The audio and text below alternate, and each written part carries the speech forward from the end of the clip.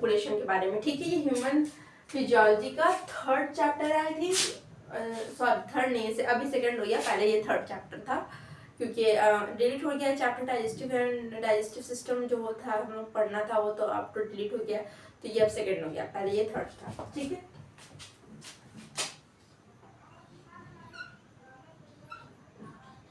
Body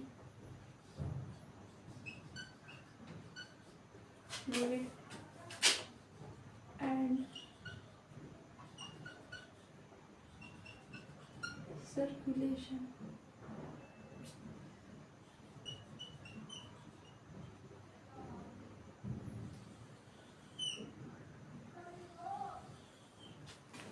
body fluid and circulation में हम लोग 3 चीज के बारे में पढ़ेंगे। पहला ब्लड के बारे में पढ़ेंगे, फिर हम हार्ट के बारे में पढ़ेंगे, फिर हम ब्लड वेसल्स के बारे में पढ़ेंगे, ठीक है। हम लोग क्या क्या पढ़ेंगे, ब्लड के बारे में, हार्ट के बारे में एंड ब्लड वेसल्स के बारे में।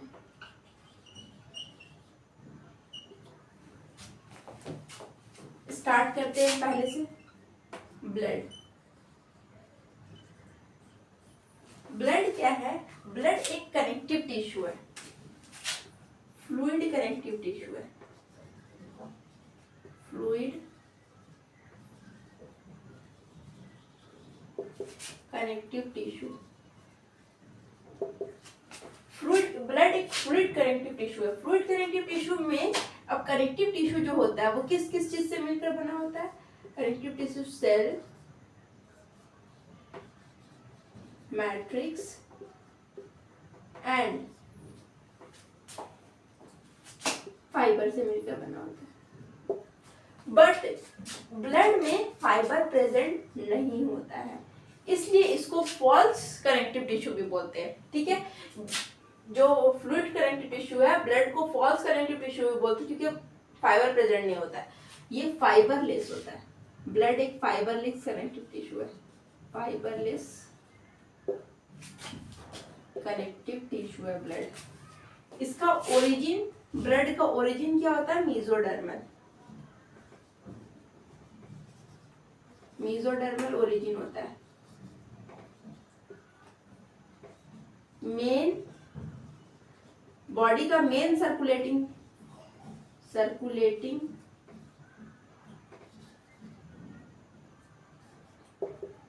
फ्लूइड है, ठीक है। ब्लड को 2 पार्ट में डिवाइड करते हैं, ब्लड को 2 पार्ट में डिवाइड करते हैं।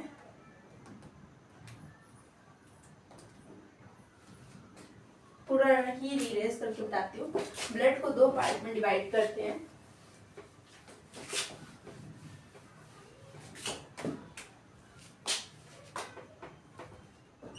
ब्लड, पहला प्लाज्मा, प्लाज्मा को हम मैट्रिक्स ऑफ ब्लड भी बोलते हैं, ठीक है। प्लाज्मा क्या है, मैट्रिक्स ऑफ ब्लड है, या फ्लूइड पार्ट भी बोल सकते हैं, फ्लूइड पार्ट ऑफ ब्लड। ये ब्लड में कितना परसेंट होता है, ये होता है 55% होता है, 55% in blood of blood. Blood का 55% जो होता है वो प्लाज्मा होता है, बाकी बचा 45% जो होता है वो फॉर्म्ड एलिमेंट होता है, और फॉर्म्ड एलिमेंट को हम ब्लड कॉर्पसेल्स भी बोलते हैं, ठीक है। ब्लड का दूसरा पार्ट होता है ब्लड कॉर्पसेल्स,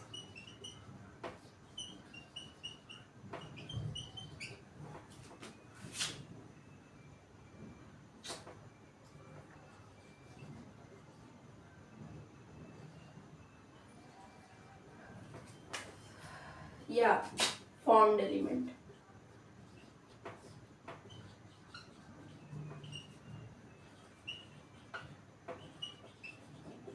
अब ये भी 3 तरीके का होता है फॉर्म्ड एलिमेंट, क्या क्या, RBC means red blood cell,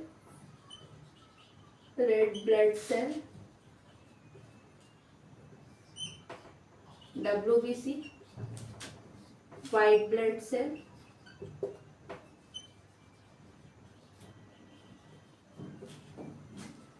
और प्लेटलेट्स।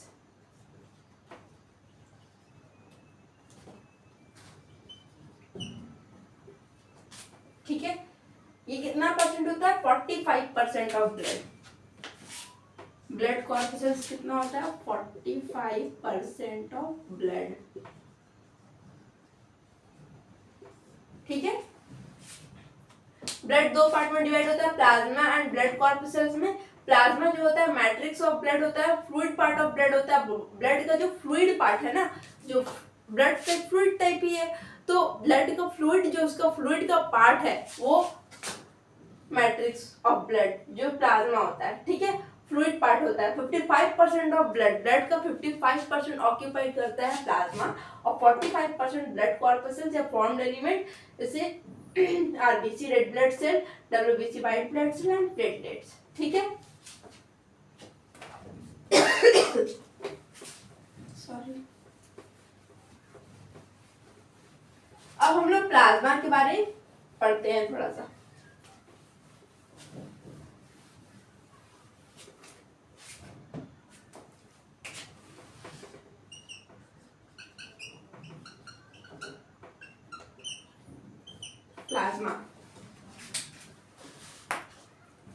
प्लाज्मा फ्लूइड पार्ट है, फ्लूइड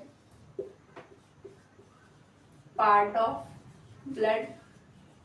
ब्लड का फ्लूइड पार्ट प्लाज्मा होता है। ठीक है, ये 55% जो पहले बताया था वही लिख दे रही हूं मैं, 55% ऑफ ब्लड का 55% क्या होता है, प्लाज्मा होता है। पेल येलो कलर का होता है। ठीक है, पेल येलो कलर से इसका कलर होता है पेल येलो। क्यों होता है, बिलीरुबिन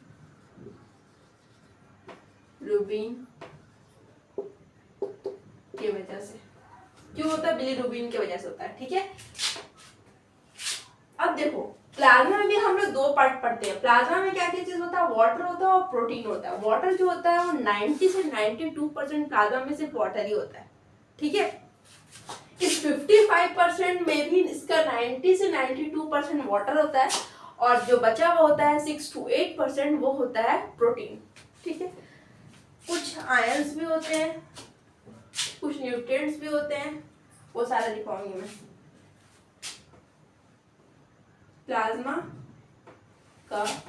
प्लाज्मा में वाटर होता है प्रेजेंट, जो 90 से 92% प्रेजेंट होता है, एंड 2 प्रोटीन्स जो 6 to 8% होता है प्रेजेंट। अब प्रोटीन के बारे में, इसमें प्रोटीन में भी 3 टाइप का प्रोटीन होता है, एल्ब्यूमिन, ग्लोबुलिन और फाइब्रोजिन। ये भी पढ़ूंगी मैं, अभी पढ़ाएंगे हम लोग। अभी पहले ये देखते हैं, प्रोटीन 6 to 8% होता है। ठीक है, कुछ आयंस होते हैं जैसे sodium, potassium, calcium, chlorine, SCO3 etcetera. Magnesium भी होता है, मैग्नीशियम लिख सकते हैं, मैग्नीशियम होता है एक्सेट्रा। ठीक है, न्यूट्रिएंट्स होता है, कुछ न्यूट्रिएंट्स जैसे अमाइनो एसिड, ग्लूकोज,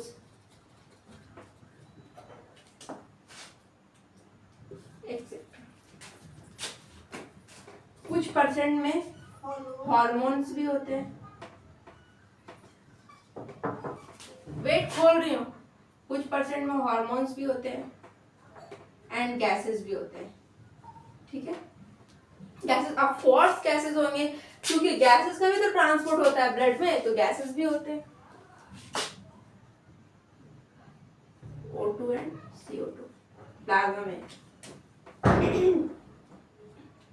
अब प्रोटीन के बारे में पढ़ाऊंगी। ठीक है,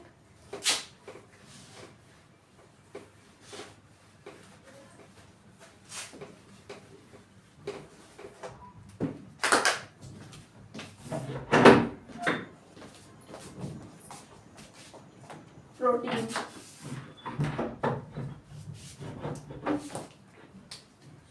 पंखा चालू है।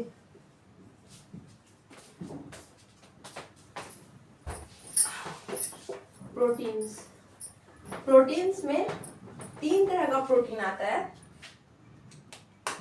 एल्ब्यूमिन, एल्ब्यूमिन्स, और एल्ब्यूमिन के बारे में लिख लेती हूँ मैं। ये मोस्ट अबंडेंट होता है, सबसे ज्यादा इसी का मात्रा होता है, इसका शायद ये 4% होता है, ठीक है, ब्लड में। Most abundant protein in blood, in plasma लिख देती हूँ, ठीक है। Smallest in size, smallest protein होता है ये।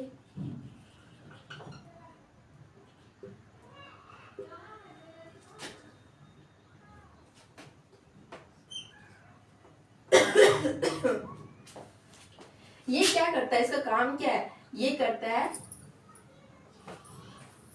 ऑस्मोटिक बैलेंस, ठीक है, बीसीओपी का काम। बीसीओपी का full form blood colloidal osmotic pressure, ठीक है, बीसीओपी का काम करता है ये। अब दूसरा नंबर है ग्लोब्यूलिन, ग्लोब्यूलिन, ग्लोब्यूलिन, ग्लोब्यूलिन जो होता है वो बनता कहाँ है, लीवर में, लीवर और लिम्फोइड ऑर्गन में। ये कहाँ बनता है, लीवर में, ठीक है, फॉर्म्ड इन लीवर, एल्ब्यूमिन, ठीक है, लीवर में फॉर्म होता है। ये होता है formed in liver and lymphoid organ,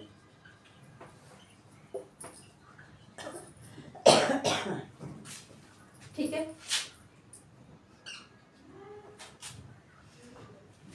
अब जो ये ग्लोब्यूलिन होता है ना, इसका काम क्या है, ये ट्रांसपोर्ट प्रोटीन, इसको बोलते हैं ट्रांसपोर्ट प्रोटीन,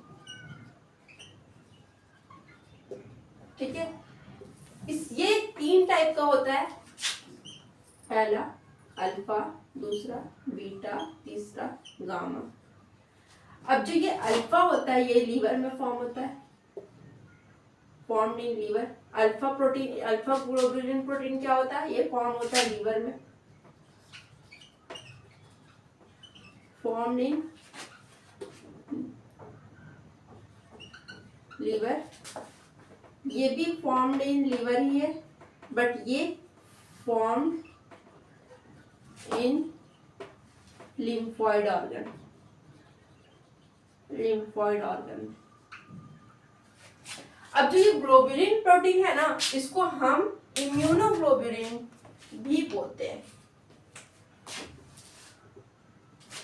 इसको बोलते हैं इम्यूनोग्लोब्यूलिन,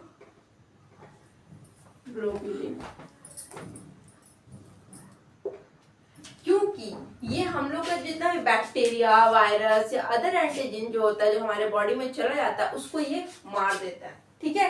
तो इसलिए इसको क्या बोलते हैं, इम्यूनोग्लोब्यूलिन, जिसके बारे में हम लोग ह्यूमन हेल्थ एंड डिजीज में पढ़ेंगे, ठीक है। आ रही है। एक और है जिसके बारे में पढ़ना है, एक और प्रोटीन है,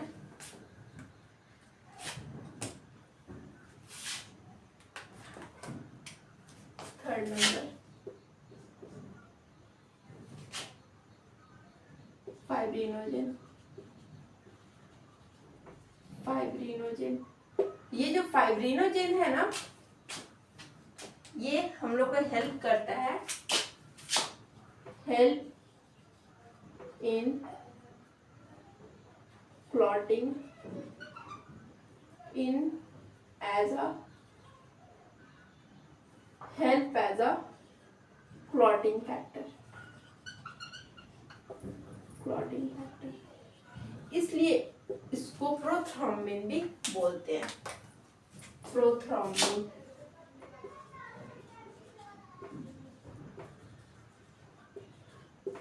ठीक है, इसी को बोलते हैं प्रोथ्रोम्बिन।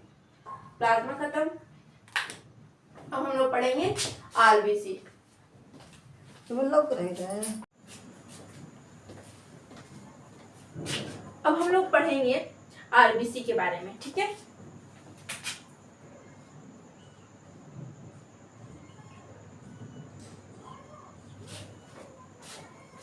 आरबीसी का फुल फॉर्म होता है रेड ब्लड सेल। इसको इरेथ्रोसाइट भी बोलते हैं, ठीक है। आरबीसी टोटल हम लोग की बॉडी में 5 to 5.5 मिलियन पर mm³ होता है इन ब्लड। सबसे ज्यादा आरबीसी होता है, उसके बाद प्लेटलेट्स होता है, उसके बाद डब्ल्यूबीसी होता है, ठीक है। डब्ल्यूबीसी कम होता है।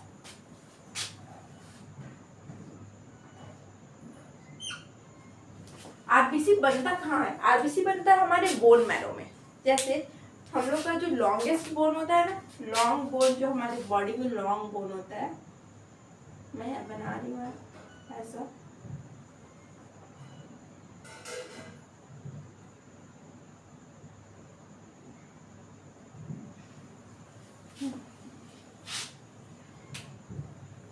ये है बोन। इसके अंदर होता है bone marrows.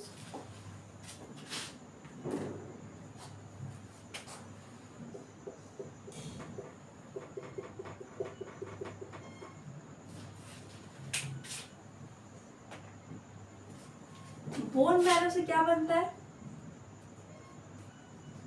RBC, red blood cell, ये सारा क्या है? पहले बोन मैरो है, बोन मैरो।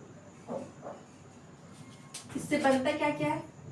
आरबीसी, डब्ल्यूबीसी और प्लेटलेट।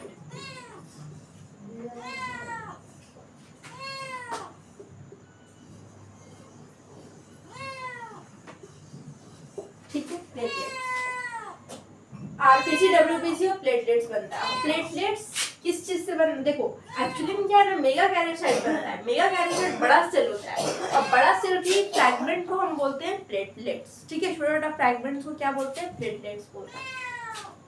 तो बनता क्या है? बनता है मेगा कैरियोसाइट, ठीक है। यहीं पर मैं ऐसे करके लिख देती हूँ, बनता है मेगा कैरियोसाइट, कैरियोसाइट जो होता है ऐसे बड़ा सा एक सेल बना। अब इसके ही फ्रैगमेंट को बोलते हैं, इसके ही फ्रैगमेंट को बोलते हैं प्लेटलेट, ठीक है। ये बहुत सारे फ्रैगमेंट में टूट जाता है, उसको बोलते हैं प्लेटलेट्स, ठीक है। तो आरबीसी कहाँ बना? बोन मैरो में। और फॉर्मेशन ऑफ आरबीसी को क्या बोलते हैं? फॉर्मेशन ऑफ आरबीसी, आरबीसी के फॉर्मेशन को बोलते हैं इरेथ्रोपोएसिस, ठीक है। इरेथ्रोपोएसिस बोलते हैं आरबीसी के फॉर्मेशन को। अगर आरबीसी ज्यादा हो गया, अगर आरबीसी का, ये वाला मैं इरेज कर रही हूँ,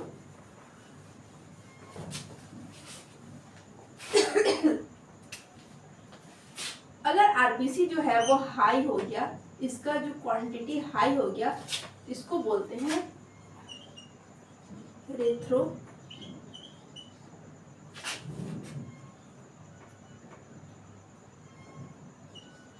इरेथ्रोसाइटोसिस, ठीक है। और अगर लो हो गया,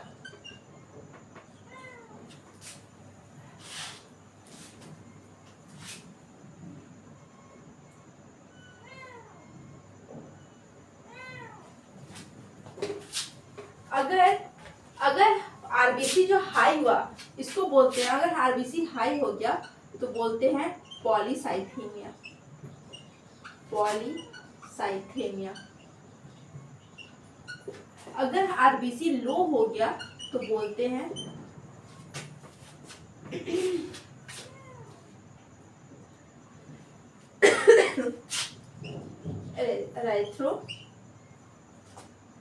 एराइथ्रोपीनिया।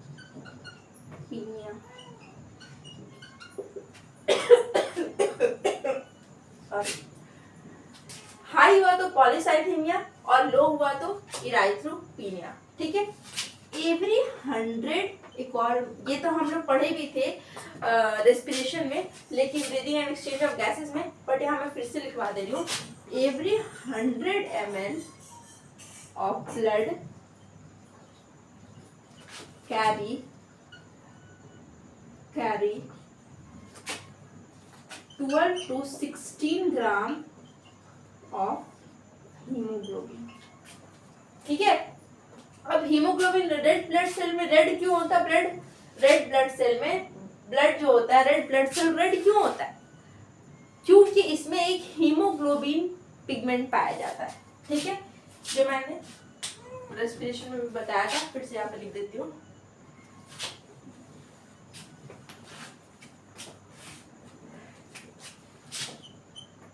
It contain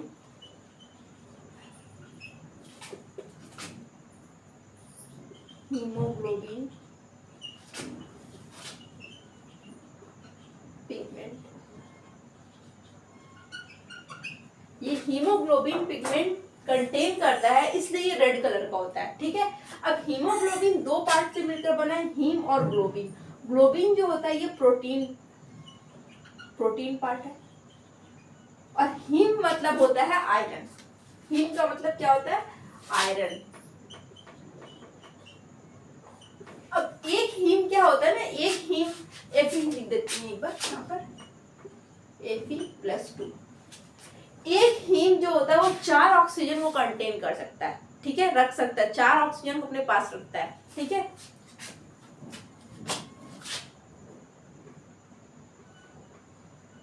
one heme part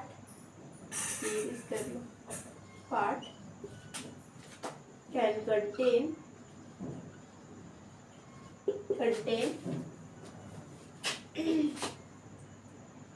4 oxygen. ठीक है, 4 ऑक्सीजन, 4 ऑक्सीजन को ये कंटेन कर सकता है एक हीम पार्ट। ठीक है। और इसमें तो कुछ पढ़ाने का नहीं है, बस इतना ही है। अब WBC देखते हैं, WBC के बारे में कितना है वो भी बता दी। हाँ, एक और चीज लिख देती हूँ, इसका लाइफ स्पैन कितना होता है? Life span of RBC 120 days होता है। अब ये जब 120 डेज के बाद डेड होता है इस सेल का, तो कहाँ जाता है ये जाता है स्प्लीन में। ठीक है, स्प्लीन में जाता है, और स्प्लीन को हम बोलते हैं ग्रेवयार्ड ऑफ आरबीसी। ठीक है।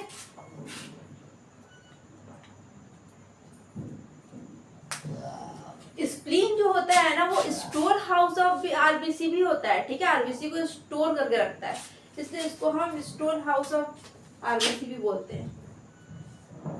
Store house of RBC.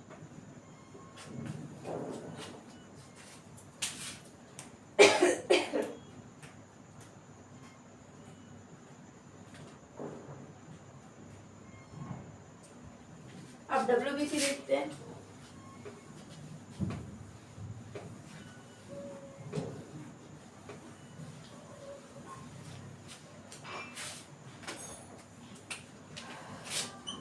WBC जिसको बोलते हैं ल्यूकोसाइट या white blood cell.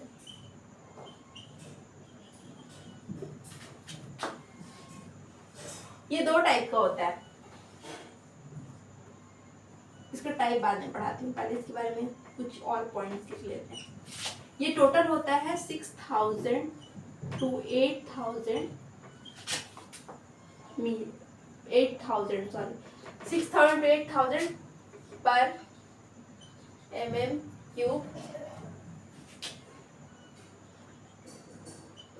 in blood। ठीक है, ये शेप में कैसा होता है? एमीबॉइड। ठीक है, एमीबॉइड शेप का होता है इसका शेप। अच्छा, मैंने आरबीसी में ना उसका शेप नहीं बताया। वो बाइकनकेव होता है, लिख लेना, आप जो वीडियो देख रहे हो आप लिख लेना, वो बाइकनकेव होता है, सर्कुलर होता है और नॉन न्यूक्लिएटेड होता है। मैं यहाँ पर लिखवा देती हूँ साइड में, जो सॉरी मैं भूल गई थी। ये बाइकनकेव होता है, सर्कुलर होता है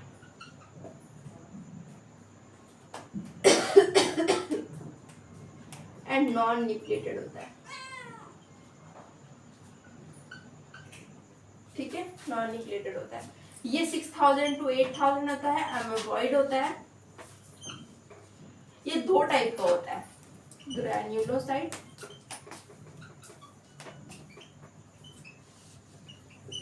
और एक नंबर, दूसरा नंबर ए ग्रैन्युलोसाइट।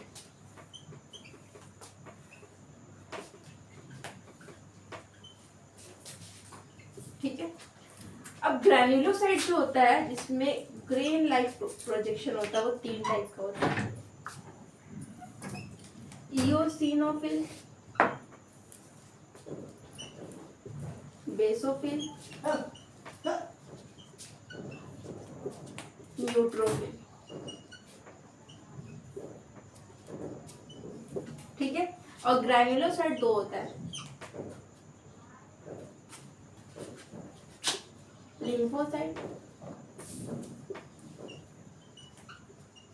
मोनोसाइट।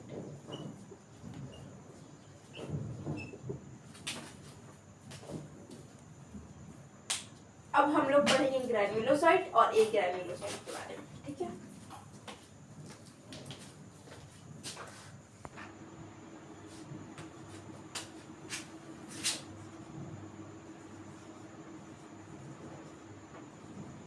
यह ग्रैन्युलोसाइट। अच्छा, एक और डब्ल्यूबीसी के बारे में बताना था, पहले वही बता देते हैं। अगर डब्ल्यूबीसी हाई होगा, डब्ल्यूबीसी अगर हाई हुआ, इसको बोलेंगे ल्यूकोसाइटोसिस,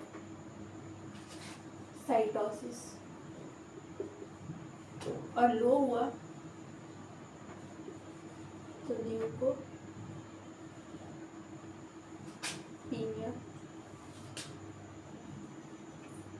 ठीक है, ल्यूकोपीनिया बोलते हैं। अब पढ़ते हैं ग्रैन्युलोसाइट के बारे में।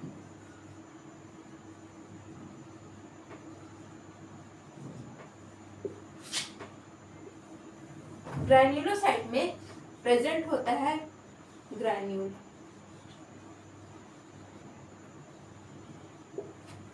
ग्रैन्यूल्स प्रेजेंट होते हैं।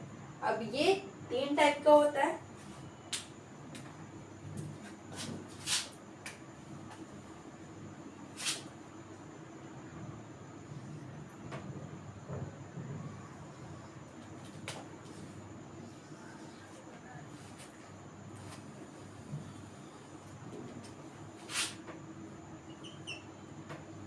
Eosinophil,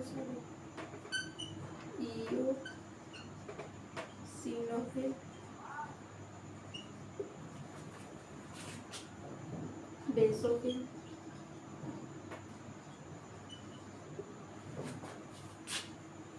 neutrophil.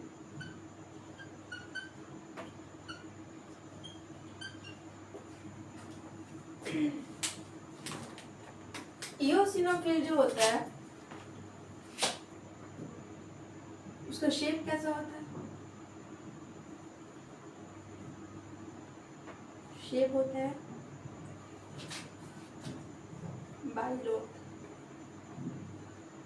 Earphone type shape होता है, ईयरफोन टाइप। टाइप शेप होता है। कैसा होता है?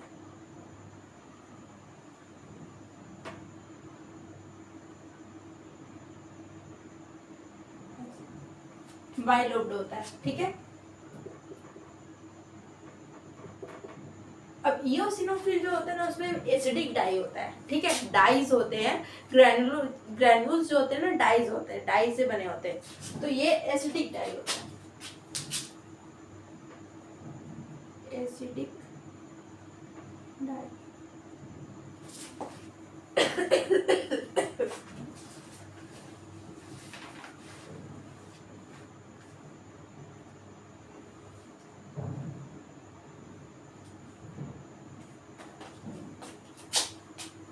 ये क्या करता है? किल करता है हेल्मिन्स को। अगर हमारे बॉडी में कुछ हेल्मिन्स आ जाएंगे तो उसको किल करता है, ठीक है। बेसोफिल जो होता है, इसका शेप होता है एस शेप्ड होता है। इसमें 3 to 4 लोब्ड होता है, ये एस शेप्ड होता है। यहाँ बनाती हूँ, ऐसा होता है, ठीक है। एस शेप्ड होता है। ये बेसिक डाई होता है इसमें, ये ग्रैन्यूल्स है, ठीक है। Basic dye.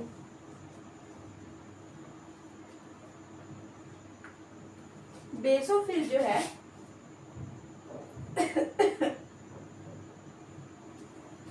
इसका काम होता है काउजिंग इन्फ्लामेशन।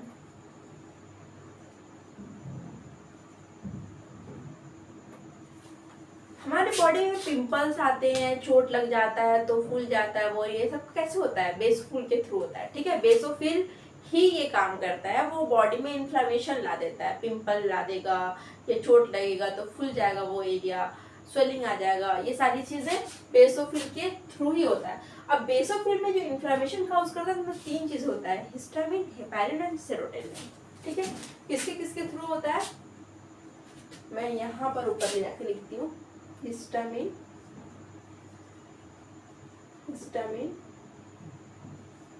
हेपेरिन और सेरोटोनिन। अब ये तीनों के बारे में ना हम लोग ह्यूमन हेल्थ एंड डिजीज में पढ़ेंगे, हिस्टामिन के बारे में तो पढ़ेंगे ही पढ़ेंगे, ठीक है।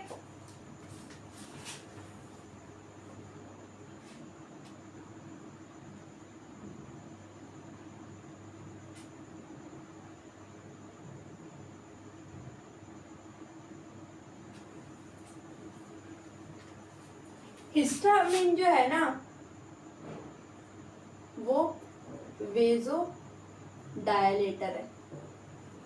वेजो डायलेटर मतलब वेसल ऐसा होता है हम लोग का ब्लड वेसल, ये ब्लड वेसल को बढ़ा देता है, ठीक है।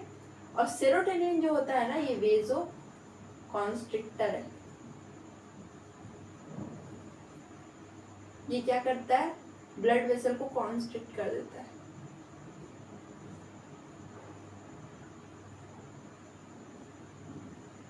ठीक है। वेजो कॉन्स्ट्रिक्टर है। और हेपारिन क्या है? नेचुरल कोआगुलेशन में काम करता है, नेचुरल कोआगुलेशन का काम करता है, ठीक है। क्लॉटिंग का काम करता है हेपारिन। हिस्टामिन वेजोडाइलेटर है, सेरोटोनिन वेजोकॉन्स्ट्रिक्टर है, और हेपारिन नेचुरल कोआगुलेशन का काम करता है, ठीक है। अब है न्यूट्रोफिल। न्यूट्रोफिल जो है ना, ये पी है, वो 60 to 65% होता है। ये सबसे ज्यादा मोस्ट अबंडेंट होता है, ठीक है, सबसे ज्यादा यही होता है। और ये इसमें एसिडिक डाई भी होता है, बेसिक डाई भी होता है, और न्यूट्रल भी होता है। तो इसलिए ये न्यूट्रोफिल है, ये न्यूट्रल रहता है, ठीक है, ये सब में चलेगा। न्यूट्रोफिल का जो काम है,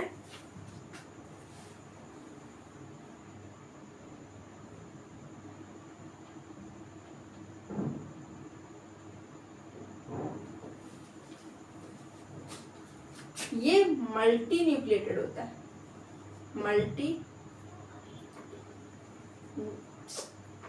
न्यूक्लिएटेड, मल्टी न्यूक्लिएटेड होता है ये ऐसे।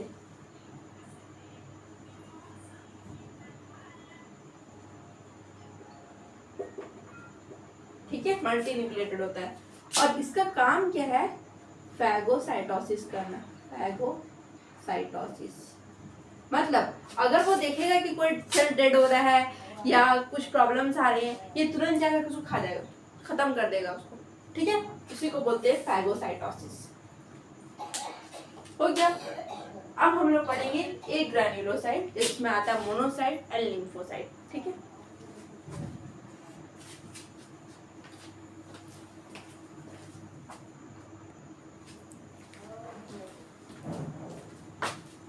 अब हम लोग एक ग्रैन्युलोसाइट देखते हैं।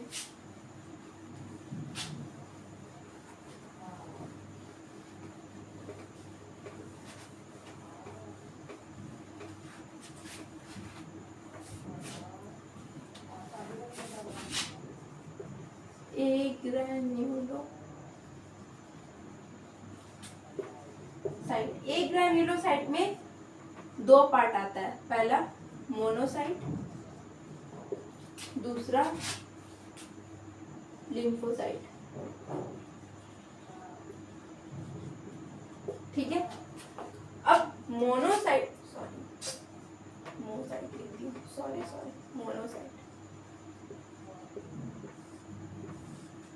मोनोसाइट जो है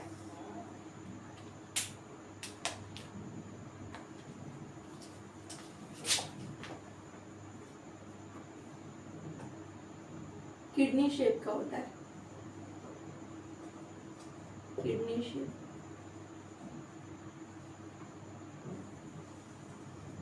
ये मोनोसाइट है, व्हाइट ब्लड सेल, ये kidney shape, sorry white blood cell, ये किडनी शेप है। ठीक है, किडनी शेप का होता है।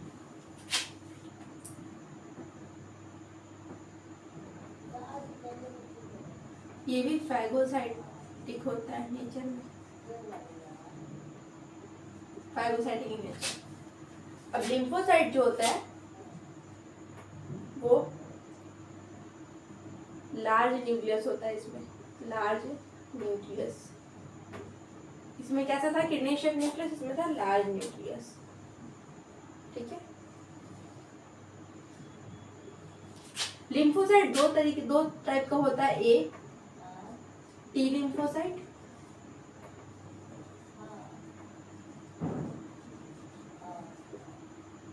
B B lymphocyte.